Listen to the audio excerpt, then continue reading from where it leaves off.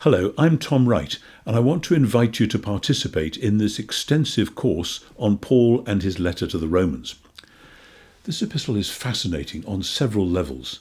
It's quite unlike some of his other letters in that although Paul is familiar with several of the people in the church in Rome, he's not immediately addressing specific issues and problems in the way that he does in, say, the letters to Corinth or Galatia. Romans has a very grand view, not only of the church, but of God himself. Paul uses the word God extensively in Romans, even more than he refers to Jesus. And Romans is like a great symphony in 4 movements, and each movement builds on and interprets previous elements of the musical score. It all works together so that even though these sections are quite different, they belong with one another and together build up to a wonderful climax and a glorious conclusion. The course proceeds section by section through the letter, and it gets into enough detail so that we can understand the main elements of the letter without diving into so many technical details that we miss the main point.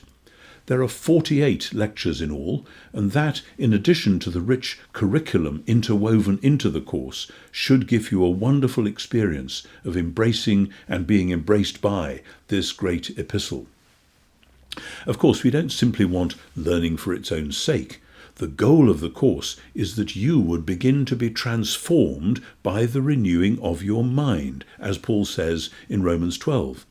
Romans, you see, contains so many great ideas: God's justice, his faithfulness, how God works in history and in the dramatic events concerning Jesus to bring about his saving work.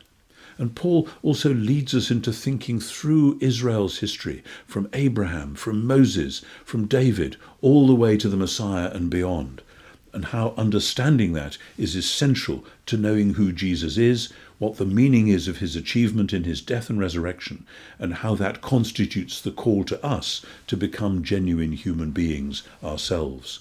So we ask that you join with us to ponder this material, taking your time to digest it, to consider what the Apostle Paul is saying in this masterpiece of literature.